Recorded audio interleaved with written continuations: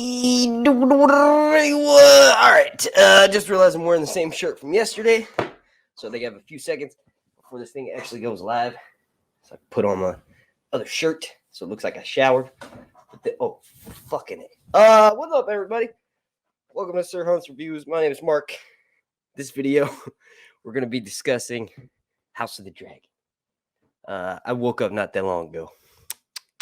How was everybody doing? We got 5 people watching already. Shout out to Luckman Daniels.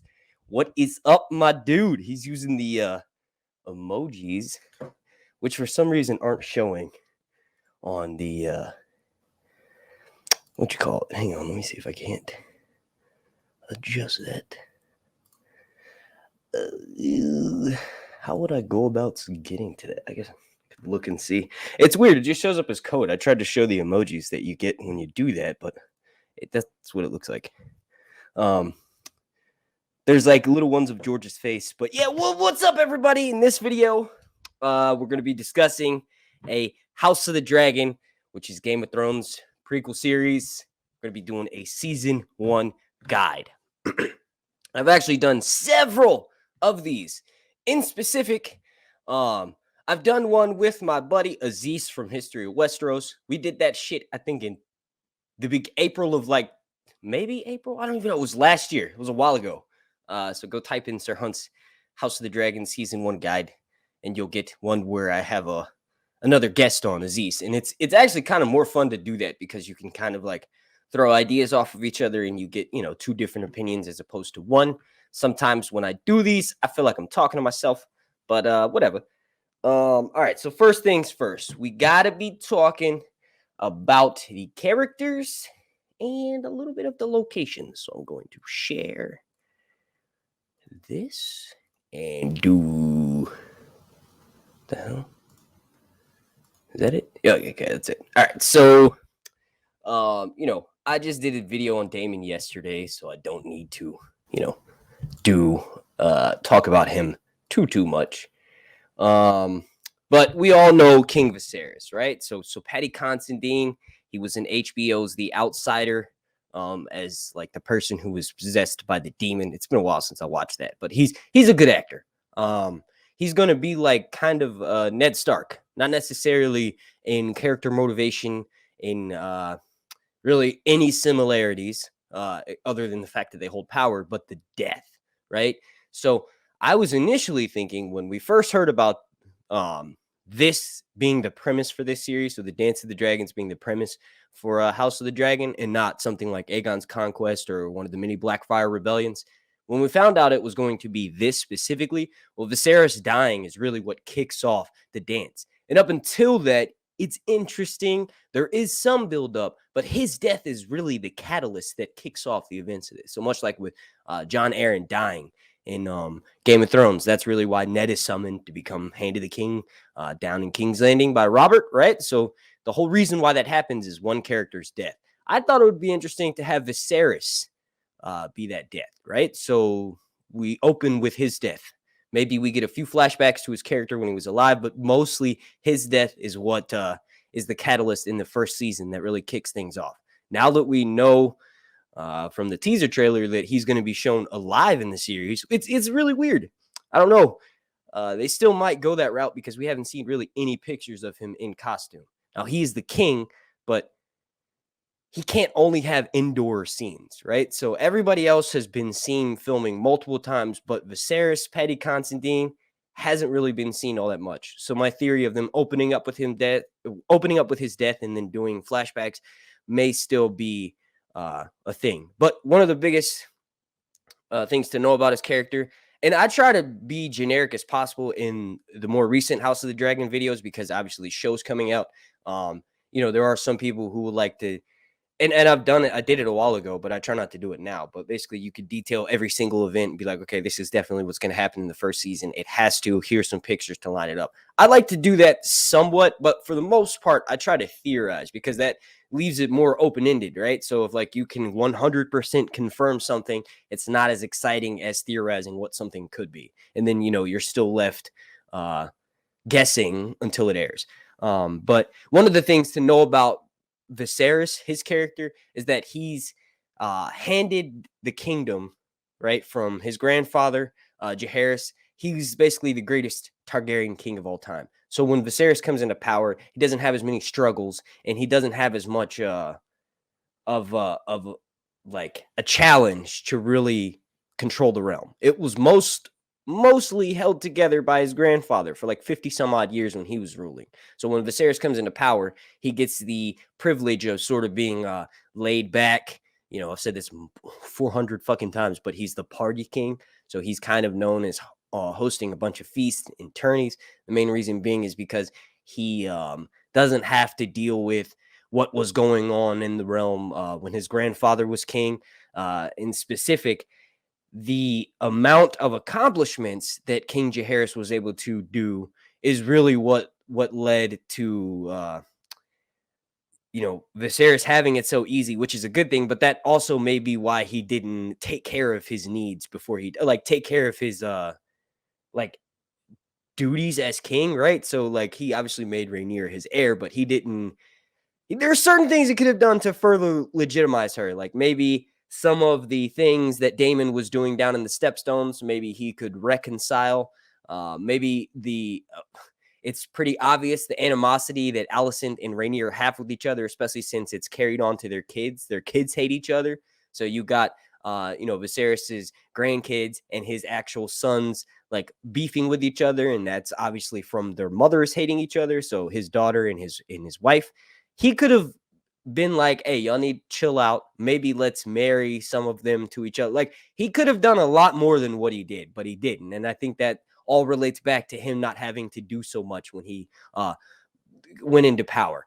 Someone who had more of a struggle and a strife when they first take the reins of power are probably less likely to let mistakes happen later on because they've had to deal with some shit.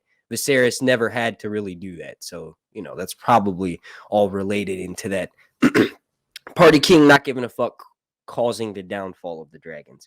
Another character is obviously, as you can see right here,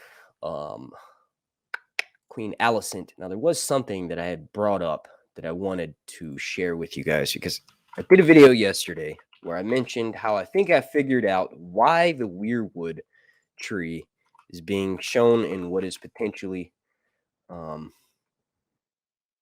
I think it could be Harrenhal. Like, obviously, it could be King's Landing, but I think this may be, like, we're not going to see the burned tower because maybe that's fully CGI, so that could potentially be Harrenhal. There's something, like, one of the first things that Daemon does in the war is take Harrenhal.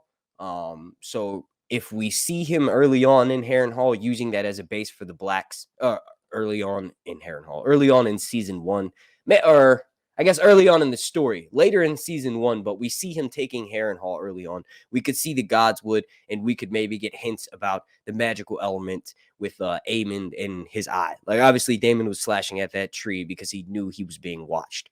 I think there's the High Towers link with Old Town and the Citadel and the Maesters really sort of destroying magic in the world, or at least having a for sure agenda to keep it from rising back up again. Like, we don't have 100% facts that they caused the tragedy at Summerhall or that they maybe poisoned a couple Targaryen kings. Like, some people even think that there's like multiple parties, like not just the Maesters, but also the Faceless Men have a hand in ridding the world of magic and dragons. And the Faceless Men, I think, have more of a motivation to do so because the Faceless Men, literally, the city that they're in, Bravos, is a freed slaves from Valyria. So when the Valyrian Empire was still in power over in Essos, there was a bunch of slaves that left and they founded Bravos. And obviously, the founders of that city helped found the Faceless Men. So the Faceless Men have an actual reason to not want Targaryens to come back,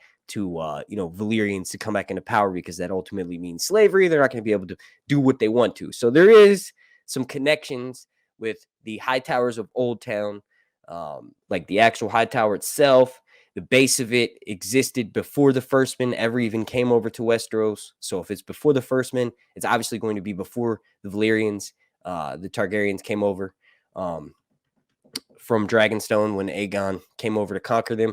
There were dragon lords in Westeros before then, because there's only one way to really make fused black stone, and that's with dragons. You need dragons. They may not have been the Valyrians that we know with the pale skin and the pale hair. They could have been dragon lords from GT or something, or from Ashai. Ashai is so old and ancient and evil and corrupted that magic is practiced freely there. But I think that's one of the birthplaces of magic in all of like the entire planet that the story takes place on. But like I said, I just mentioned talking about Alicent yesterday. I think the best so if you want to take King Viserys and compare him to a well-known Game of Thrones character, King Robert, that's the easiest one, right? So he's the best parts about Robert, minus the obsession with lost love, right? So obviously one of the biggest downfalls of Robert and his rebellion is the fact that he couldn't get what he wanted. To be honest, he probably didn't really know what he wanted, because it's like Rhaegar and Lyanna had this like love that was destined in the stars, and Robert's this fucking bumbling idiot. She dies, he kind of forcefully marries Cersei, and he just never really gets over that, right? But if you just took all of the partying parts, I guess, and maybe somewhat honor when he was younger, that's kind of what Viserys is, right? So I guess not really that similar at all, but he's a king. So King Robert, King Viserys, loose connections. If you're going to take Alicent and compare her with someone, well, that's very, very easy, and that's Hot Pie. Alicent is exactly the same as Hot Pie. If you don't believe me, look it up in the fucking source material. No, I'm just kidding. Cersei Lannister. The connection with Alicent and Sir Otto, the father-daughter relationship, is very similar. The difference here is that Alicent, I feel like her character doesn't have to take as much shit from Sir Otto, right? So when we see the Cersei, the Tywin dynamic, Tywin is handed the king, but he's pretty much the actual king. Joffrey's a fucking idiot, and Tywin's power is untested. The Lannisters are the richest in the kingdom, and whatever he says goes. Whereas with this new series, technically, I guess you could say the Velaryons are the richest in the kingdom, and Alicent has more power than Cersei, and no, I guess not. But she definitely has more power than Cersei does in that initial dynamic early on that Cersei has with Tywin. Obviously, after Tywin dies, Cersei becomes the longest ruler on the Iron Throne in this series, in the adaptation or whatever. So that's not necessarily the case towards the end, but in the beginning, the dynamic or the character that you could choose to compare Alicent to the most would be Cersei Lannister. And then obviously we have Rhaenyra. Now, Rhaenyra she's kind of like a few different female characters from the story, right? So you have her in the source material, you have her learning things from certain characters, which makes me think of Olenna Tyrell and Marjorie Tyrell's relationship, right? So Marjorie kind of mentors Sansa, and Marjorie's mentored by Olenna, and she's taught how to maneuver throughout the kingdoms by Olenna. So Rhaenyra is taught this by Daemon. Daemon teaches her, call it what the fuck you want, but he basically teaches her how to fuck.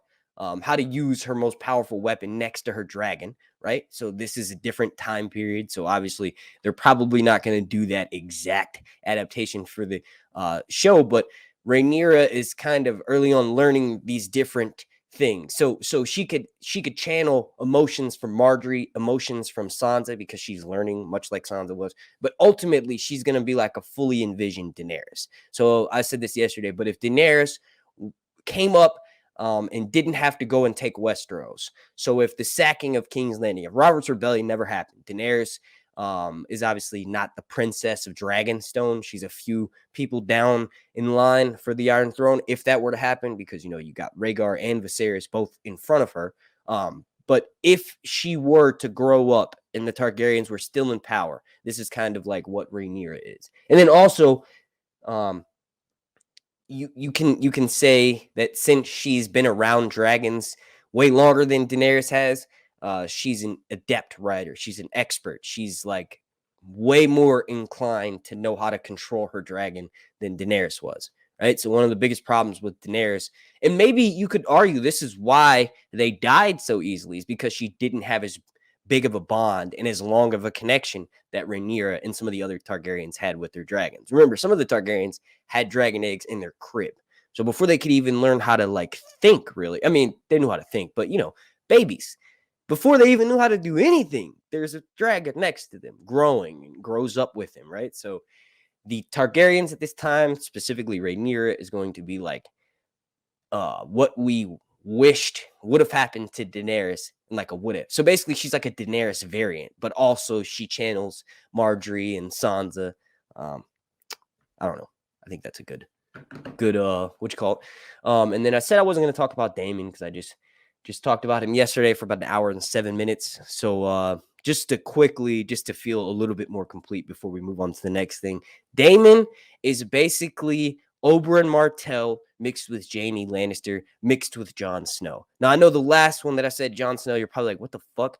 Well, remember, all of Martin's characters, all of the Game of Thrones characters, aside from maybe Ramsay, have redeeming qualities. So if you're going to make Daemon have that redeeming qualities, you need to make him do certain things. So there's specific moments in the books where I just mentioned this, so it's safe to talk about it. The way Daemon takes Harrenhal, right, is very professional. There's no bloodshed. He takes Caraxes, flies to the top of the King's Spire, and the paramount or the person in charge of Harrenhal at that time fucking bends the knee, and he's like, yo, it's yours.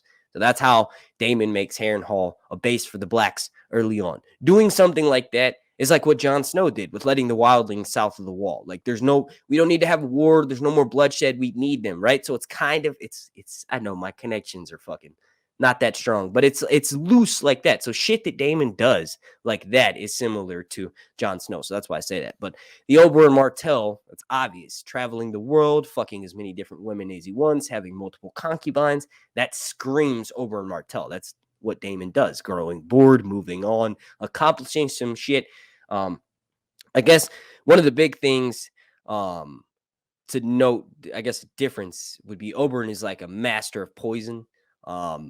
Daemon doesn't specifically have mention of being a master of poison, but he does have some magical individuals next to him, specifically Mysaria. Mysaria, or Misery, the white worm, is his lady of whispers, and she becomes the mistress of whispers to Rhaenyra later on, but he does have some magical individuals, and the fact that he's traveled the world, nowhere near as much as Corlys, nowhere near as much as Euron, but the fact that he's seen so much and he's very much a worldly guy, he probably knows about a bit of magic.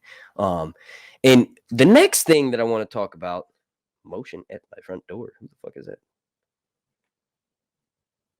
Sorry, hang on a second. Oh, baby's going on a walk. So the locations, let's mention the locations real quick before we really move on. So one of the first places we're obviously going to be spending, a bunch of time in is Dragonstone. Now, it's interesting because Dragonstone, when we see it in Game of Thrones season 7, when we see it with Stannis in season 2, I think it is, like it's like I said this yesterday. You have to sort of realize that the castles for the adaptation are sort of in their own world, right? So like when we saw their version of Casterly Rock, we're like, okay, I can see you kind of went for something that's aesthetically pleasing, but the way these castles are described in the books are fucking really, really hard to either one, find a real life counterpart to something that would look similar to that castle, or two, CGI and make it look real, right? Because if you do too much, it'll look fake as shit, and you'll be like, God damn, where are they? What are they doing, right? So I think one of the most important things to do is you keep with the original theme of the show. So you obviously build the same sets, the same backdrops to make it look like Dragonstone, but you ultimately have to enhance the interior. Because remember, the Targaryens have been using this as a trading outpost for fucking hundreds and hundreds of years. It wasn't until Stannis days or the main storyline days where it wasn't upkept and it started to fall to ruins. And honestly, those dragon statues looked cool as fuck in the background, but I think they should be enhanced a bit. I think there should be more gold on the wall. Rhaenyra is living there. So if the princess of Dragonstone, next in line for the Iron Throne, is living there, then it should look like it's inhabited by, people in power, right? So Daenerys was in power, but not really. Stannis was in power, but not really. It just needs to look amazing. So I think, I guess to reiterate, it needs to look similar to how it did on Game of Thrones because it's the same universe, but ultimately the interior and maybe some of the exterior needs to look better and more upkept. And actually, I think they did a good job of showing Dragonstone in season 7 and season 8 because we see what it looks like sort of in ruins. So it'll be easy to, we've seen so much of it in ruins, it'll be easy for the average show watcher to spot it in this new series. Like, I think the 3 places we're going to be spending the most time in this first season is obviously King's Landing, Dragonstone, and then from what all the beach and ocean scenes, maybe the Stepstones might be the 3rd most filmed at location. And then obviously we've seen what I potentially think is Harrenhal with the Godswood. That could be Winterfell. It's just the stone is not the same, so I definitely don't think it is. There's also Targaryen banners everywhere, so maybe they could be filming one of the last moments of episode 10 of season 1, and that's Daemon taking Harrenhal. And once he takes Harrenhal, he removes the strong banners and puts the Targaryen banners up there because the strongs have allied themselves with the greens. I think the final moment of the first season is going to be that famous meeting where Alicent and Sir Otto declare Alicent's son with Viserys, Aegon II, where they declare him king, and you'll see that he's kind of like, hey, what the fuck is going on? My sister's next, but whatever, if this crown feels good. And then at the same time that happening, maybe that'll happen episode 9, right? And so episode 10 we'll get Daemon taking, I don't know, it's hard to tell. We need that full fucking trailer to come out. So the 3 most spent locations that will get the most screen time is Dragonstone, and then we'll probably see some of the Stepstones, and then also King's Landing. Like King's Landing is probably going to be completely re-envisioned. Like, we're not completely, but and you know what? Now that I was saying that, that statue, like the statues the stone used in the most recent version of King's Landing that we've seen is actually this like white, like sort of beige stone, right? So Winterfell gray stone, red stone is really Casterly Rock and could potentially be Harrenhal. Let's see what Harrenhal looked like. In the last time we saw it, it's just in ruins, so it just looks like a burnt, blackened mess, right? So obviously, with what we've seen so far with Harrenhal, it's hard to tell what the stones look like. But I actually have that image. Let me do that. I'll pull that up. I actually have that. Maybe I can zoom in a little bit.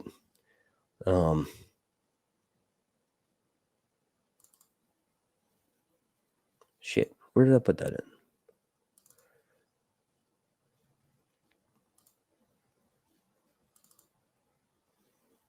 Where the fuck is that picture?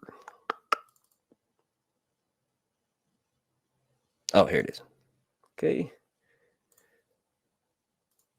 So maybe we could do a more screen by screen comparison. Let's see. Let me zoom in. Yeah, it's impossible to tell. Like all of this part right here, I don't even think y'all can see my mouse. You can't, but it's in the left where you see that giant crane arm that's covered in green screen. That could potentially be like the place where they maybe show some burn. It just I don't know. It's hard to tell. It's probably a part of King's Landing. Maybe they're changing the lore a bit to make there be a Godswood tree. Driftmark, Casterly Rock.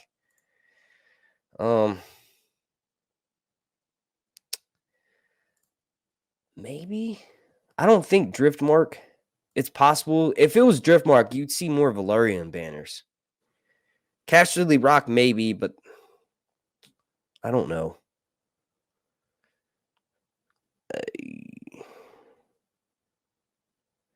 What's up, man?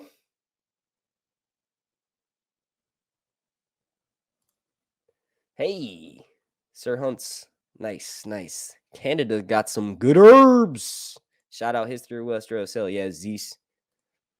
And Ashaya. Zozo Lamase. What do you think of the leaks? That guy on Reddit who said an extra, who says he was an extra in the hunt scene and that filming wraps in January. Are you talking about that person who deleted their post? That may or may not have been me. Just kidding. No. I don't know. It's nonsense. Those people pop up. We'll know when the trailer comes out with what they were saying. I saw a comment recapping it, but it's there's so much of that shit. Every fan geek says everybody's nice Hatchet Man. Nice. My ex is my buddy. Me and my all right. Yo, I'm a nerd. Word, I drink Thunderbird. Half snake woman kicked my love to the curb. She busted into my tent. Now I'm fucked. Had the fat beard lady in the butt. Ooh, fuck. That bitch sucked that. I was born with the wing, but I never had a nuts. ICP. All right. Yeah, that's enough. Everyone's probably not going to be satisfied with the way he goes at the end of the show, especially being open-ended. Oh, well, that's the thing. They could kill Daemon or kill Daemon like halfway through the last season, and then we have his last couple episodes of living out his last few days with Nettles. Maybe he eventually gets to see that his sons and even his grandsons sit the Iron Throne. Maybe he becomes Blood Raven. No, I'm just kidding. What's the budget per episode? So I will get back to the actual guide. I'm just taking a few questions here. What's the budget per episode?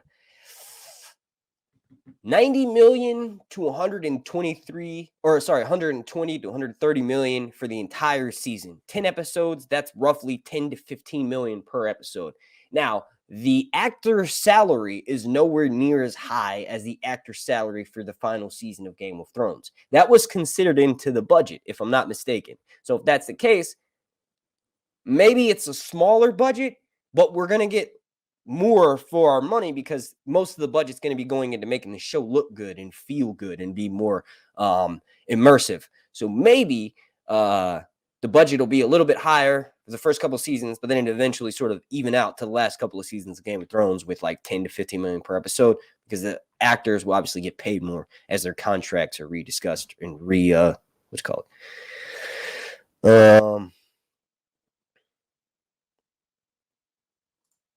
Lexi Lambert, I can't wait to see what the dragons look like. That's a perfect segue into the next part. I kind of already talked about a little bit. This was combination of the character explanation and the locations we'll be spinning in. So remember, just to reiterate, King Viserys is loosely a loose super version. God damn it. Brain, work, think, words. King Viserys is a party king. There's not really a character similar to him in the main Game of Thrones series that you could easily be like, okay, this is someone that you know well. In this new series, this person is their counterpart that's similar to them. So you can kind of know who they are just from watching the main series. King Viserys doesn't really have someone like that. If I was forced to choose, I would say Jon Arryn, Ned Stark, Robert Baratheon, right? Because Jon Arryn's death is the catalyst to the War of the Five Kings. Robert Baratheon was a party king, right? Go get the breastplate, Stretcher. And then Ned, his death kicked it off, right? Like really kicked it off. So he's like a combination of that. Like I said, there's not really a counter character to him in the main series. But Daemon, we have Oberyn Martell, we have Jaime Lannister, we have a little bit of Jon Snow. Rhaenyra, we have Daenerys, we have a little bit of Marjorie, we have a little bit of Sansa. And then Alicent, we have Cersei, but more so a character all in of her own because she has a lot of power. She is forced to play the game without dragons. She has the blood of the dragon, but she doesn't ride. I think Alicent, because that's part of the right. One of her fucking members, one of the members of her family. I can't. Goddamn, they all fucked Targaryens at some point, right? So it's going to be interesting to see these new characters, and then some of the locations. We're going to be spending more time in King's Landing. It's going to look more aesthetically pleasing because, in my opinion, the Targaryens had the best theme scheme, right? So dragons, red and black. That's obviously my favorite colors. That's why I use them in my thumbnail. And then also the stepstones. From a lot of the images that we see early on in the filming, it looks as though we're going to be getting a lot of backdrops in beach scenes. And then this question that's still pinned, dragons. Where are we going to be at dragon wise? And for that, I actually have another thing to share. This is an artist, Kieran Belshaw. This dude fucking murders it when it comes to what dragons should look like.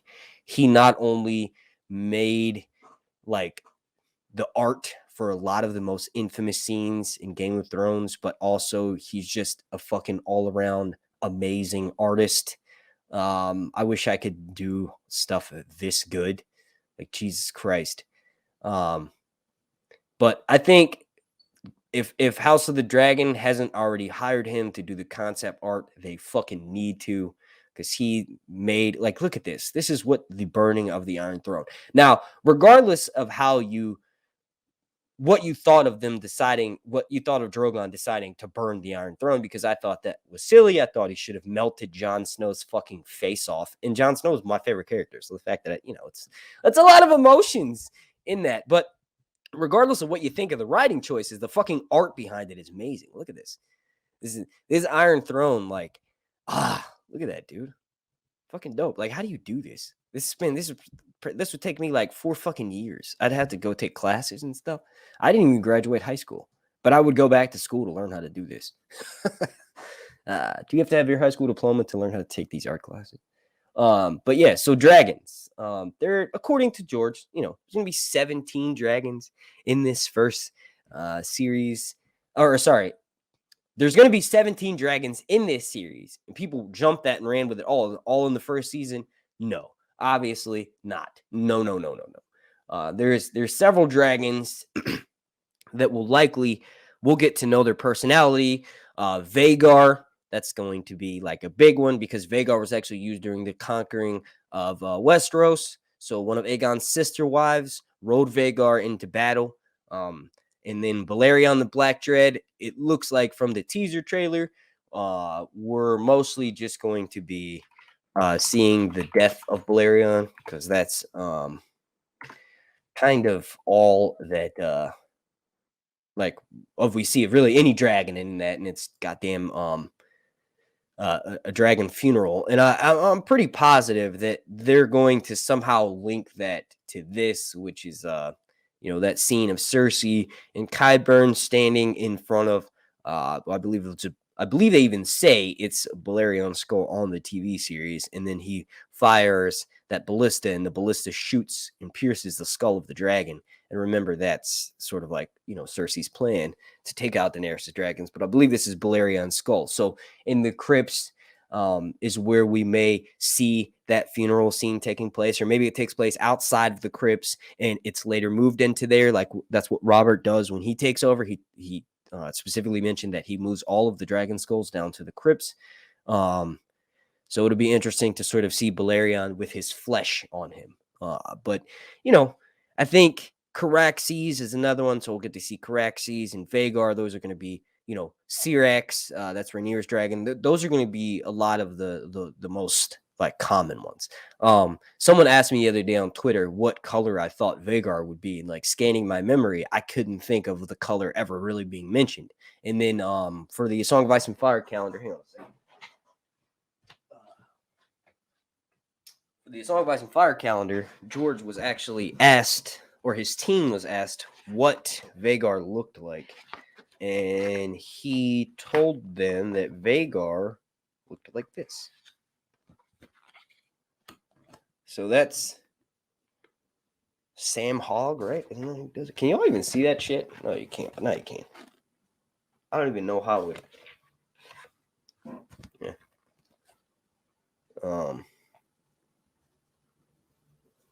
That's supposed to be Aemon, right? I don't know why they gave him black hair. No. Right? Fuck. Yes, it is. It's confusing. Why would they do that? But whatever. It's going to be amazing. Whatever color they decide to go with, it's going to be, these dragons are probably going to be distinguishable from Daenerys's, right? So dragons, their colors, also their size and personalities are all different. So the dragons for this new series, I expect them to be amazing. I expect their colors to be bright. I thought it would be cool since we kind of already had it.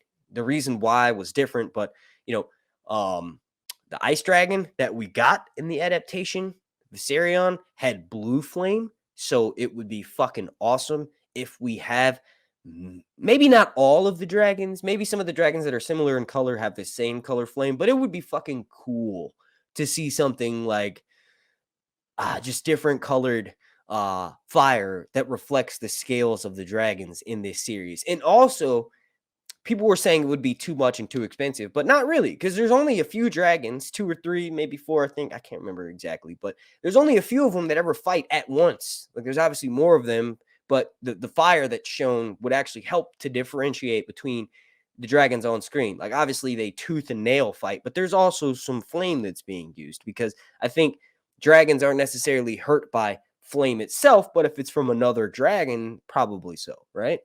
I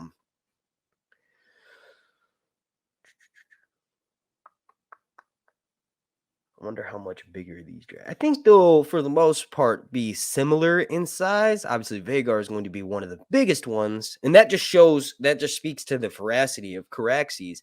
Was able to take that dragon out. Cornbot's back.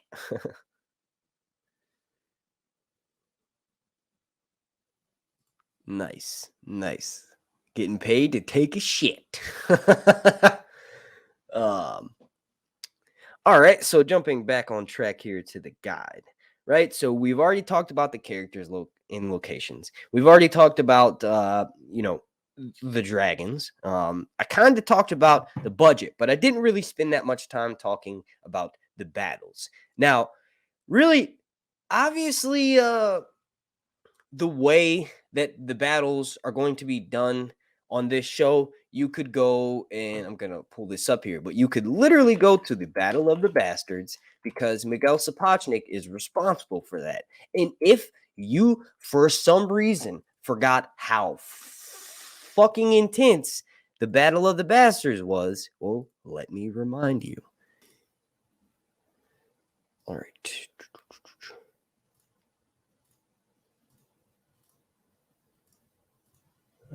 There we go. All right. And she did this. This is fucking awesome. Like I said, that's the channel art that I used to have up on my channel. That's the Master Sword. I grew up playing Ocarina of Time. That's one of my favorite video games ever. Obviously, that's why I play the games that I do now. So that's fucking cool that she noticed that and included. Thank you.